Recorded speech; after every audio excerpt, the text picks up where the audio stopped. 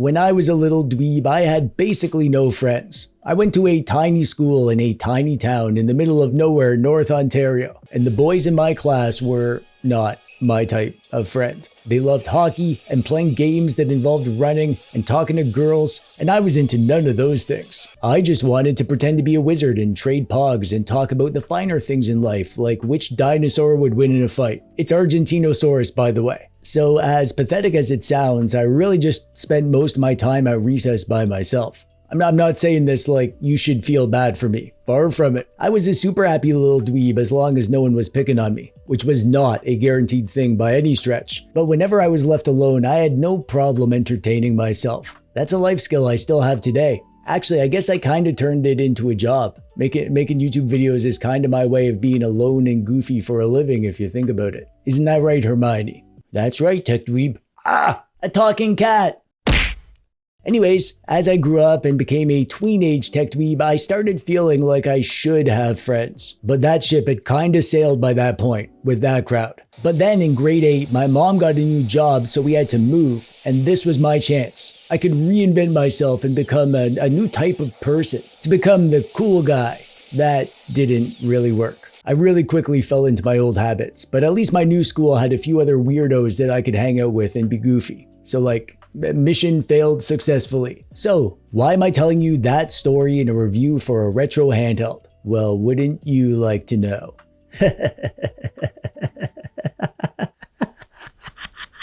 Ayaneo is a brand that has some stigma attached to it. They have this reputation of being overpriced, and it seems like even when they release a more budget offering, they get dragged through the dirt for the pricing, even when it's on the lower end, because so many of their devices are not priced on the lower end. It's like the Ayaneo brand has this cloud hovering over it, and it's hard to get past that. So they did what I did. They reinvented themselves. I don't mean that they started dressing like Zach Morris and carrying a skateboard. They did the next best thing. They created a sub-brand called Konkr, which isn't just a weird name that feels like it's missing a letter or two. It's a line of products that doesn't have the Ayaneo name or the stigma of being premium devices for rich people. A line of products made to be more budget orientated, and also a chance to try out some new stuff, which I think is always a good thing. And while my reinvention didn't turn me into the cool guy, I think Ayaneo has a shot of impressing people at what the Konkr brand can offer. I'm impressed so far. I'm easily impressed though, as you've probably noticed.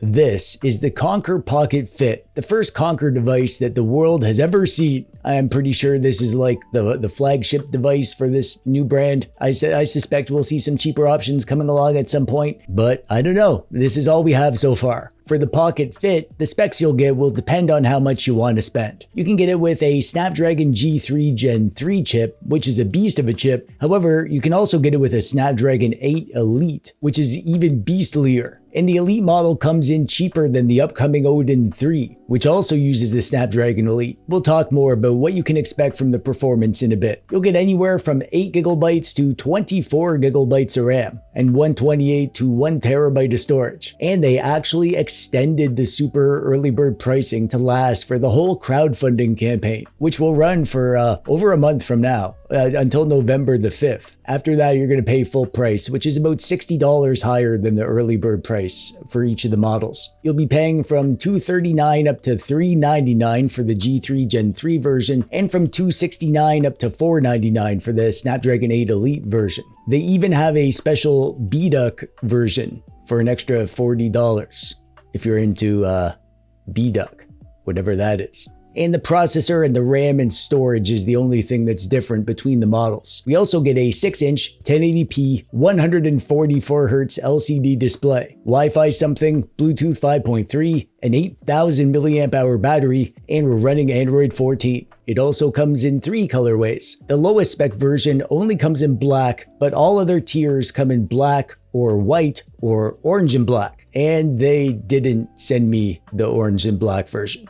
I mean, I'll try to be objective, but it'll be hard to get over this slight. Apart from my version not being orange and black, I'm actually impressed at how this thing looks and feels. It instantly felt familiar, and it took me only a minute to realize that it feels like the Odin 2 Portal. I mean, look at these things. We have an all-glass front, ergonomic curves on the sides, a droopy bit underneath for gripping, D-pad and buttons and sticks and function buttons in the exact same place, paddle buttons around back, even the extra stuff like the power and the volume and the SD card hole. It's all the same, just smaller. This feels like a Odin 2 Portal Mini. And that is actually a very good thing because the Odin 2 Portal is great, and the Konkr Pocket Fit is great for the same reasons. It's a good size and the ergonomics are just right to be comfy for long gaming sessions. But now we gotta know, how does it do in the pocket?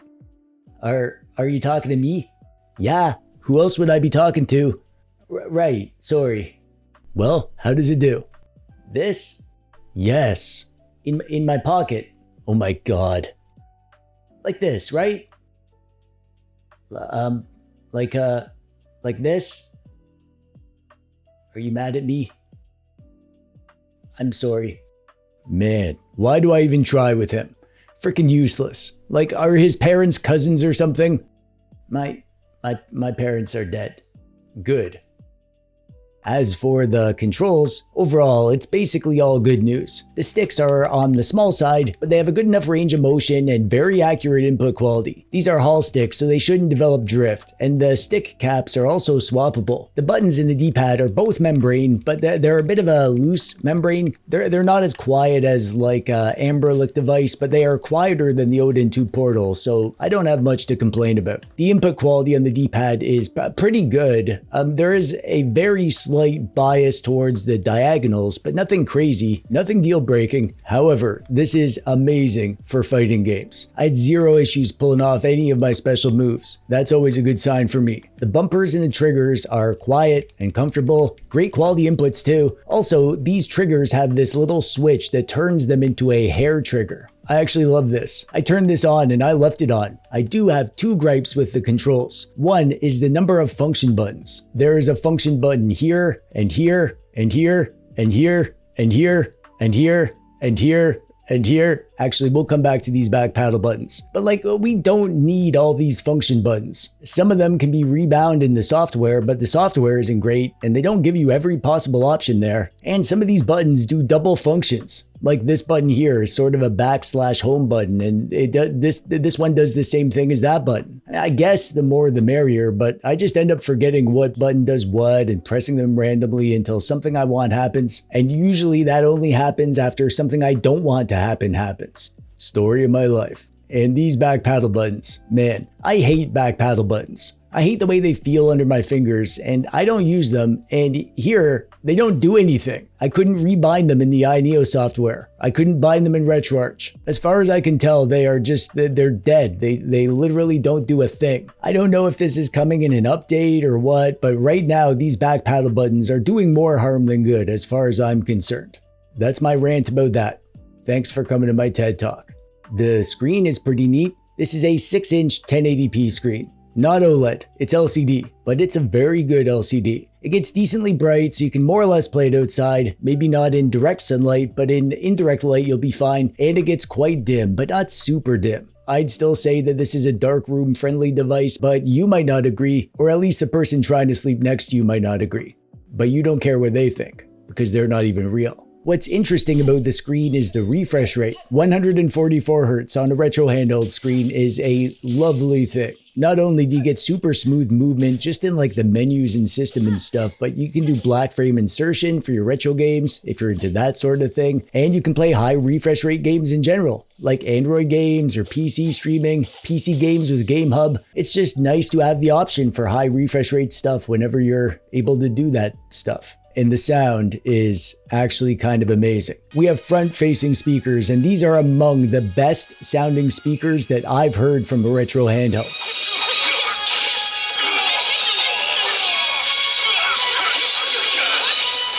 They're nice and loud with deep, rich bass and nice, clear high notes. This is the first retro handheld that I can think of that I would actually use as a media player to like listen to music on or watch stuff like a little TV or stereo. It's that good. Hey there, how's it going? I'm TechDweeb, welcome. Pretty typical Ayaneo system on here. You get the Ayaneo quick settings to do things like change the performance mode and the fan. You get 4 performance modes to toggle between, so you can choose to prioritize power or battery life. And there's lots of other settings under the hood. Like you can tweak these performance profiles, do device spoofing, lots of tweaks and toggles for the controls and the system. You get the Ayaneo launcher, which is, whatever. Not very good. I don't like it, but that's fine because you can install your own launcher. I set it up with Nova Launcher as my Android launcher, and I use ESDE for my retro game launcher. I have RetroArch installed for the older stuff, Dolphin for GameCube, NetherSX2 for PS2, PPSSPP for PSP, Azahar for 3DS, Eden for Switch, and GameHub for running native PC games, and Artemis for game streaming from my PC. And it all works beautifully. At least it works beautifully on my model I have here. This is the Snapdragon G3 Gen 3 chip version. And on this chip, we get custom GPU drivers called turnip drivers. And that makes your games run better in the apps that support it, like GameHub, Eden, Azahar, Dolphin. When the Snapdragon 8 Elite versions come out, there are no custom drivers, so we're gonna have to wait and see what the performance difference is. And also, I would be very surprised if we don't get custom GPU drivers for the Snapdragon 8 Elite at some point, probably sooner rather than not sooner. We'll have to wait and see about that. I hope that Ayaneo sends me a Snapdragon 8 Elite version when they're ready, and I really hope that it's orange. Are you listening, Ayaneo? I'm the orange and black guy. That's my thing. Yeah, I'm not letting this go. When it comes to gaming, this chip is one that we've seen before. It's the same chip that we have on the Ayaneo Pocket S2, which I have reviewed, so I'm not gonna go super deep into benchmarks and stuff, but the short version is that this thing is a freaking beast. It can handle basically everything. Everything you can do on Android, this thing can do very well. All the emulation tasks that you'd want to do, even high-end stuff like Switch and PC emulation. On this G3 Gen 3 version, you get the custom drivers, and I was kind of blown away at how well everything ran. We're really making strides in terms of high-end emulation. I was always kind of down on Switch emulation and PC emulation, but it has gotten so much better. Even from just like 2 months ago, we have so much more that's playable. So much more stability. I mean, not everything runs perfect, but the vast majority of stuff will. And for PC emulation, forget about it. GameHub is a game changer. Pun Nintendo.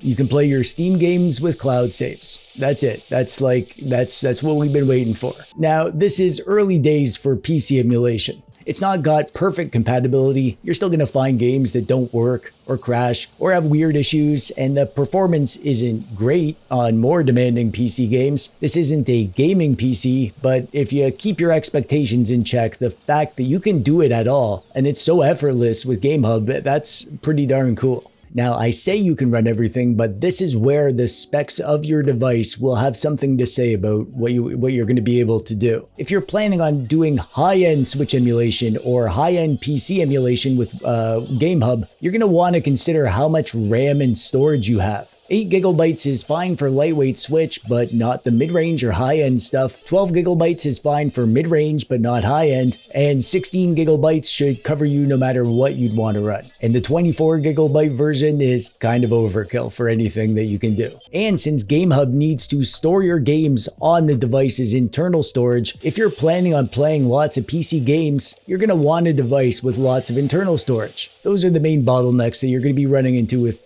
performance on this thing. Compatibility, RAM, and storage. It has the raw horsepower, it's just how well that performance can be utilized. And also the Snapdragon 8 Elite version is a big unknown at this point. Maybe it'll be great, maybe it will be held back by a lack of drivers. We're gonna have to wait and see about that. And obviously all the older stuff will be totally fine. You can play your GameCube and PS2 and 3DS and PSP, all upscaled to 1080p with widescreen sheets, and most stuff will run fine, even on the balanced profile, which means you're going to be getting a ton of battery life. Some of that stuff you might need to go up to the game profile, which is like the middle profile, but only the very hardest stuff. And if you're into older stuff, like all the classic systems, Nintendo, Super Nintendo, Arcade, Game Boy Advance, PS1, Dreamcast, Nintendo 64, Nintendo DS, all that stuff will run on the lowest power profile, and it looks amazing. and you're going to get a crazy amount of battery life. As usual, I didn't do any deep battery tests, but from my back of the napkin math, you're going to be looking at the same ballpark as the Odin 2 Portal. These devices have the same size battery, 8,000 milliamp hours, and as far as I could tell, they use about the same amount of juice, so around 16 hours of game time with the low-end stuff, around 8 hours for the mid-range stuff like GameCube, and around 3 to 4 hours for the highest-end stuff like Switch and 3D PC games on GameHub, depending on how demanding the games you're playing are. That's great. That's a good amount of juice. This is an interesting product from Ayaneo. Not just the Konkr Pocket Fit, but the Konkr brand in general. When they announced that they'd have a sub-brand called Konkr that would be more budget gaming focused, I was expecting like small pocket-sized Linux handhelds or something. Something more to compete with like the RG35XX Plus or the Miu Mini or whatever. Something different than what Ayaneo's been doing. So far, this doesn't feel like a completely different thing. This feels like an Ayaneo device, an aggressively priced Ayaneo device, but an Ayaneo device nonetheless. Like, why make a device that is so similar to one of your other devices? The Ayaneo Pocket S2, for instance. Same chip, same screen, same size, probably same sticks and battery and a ton of other stuff. Why make this under the Konkr brand? I like that it's cheaper than Ayaneo devices usually are. Heck, this is probably the best Ayaneo device I've ever seen in terms of bang for the buck. I absolutely love the Konkr Fit, and I think it is amazing for the price considering the retro handheld landscape right now, but I can't help but feel disappointed that it's not something actually new. It's just an Ayaneo device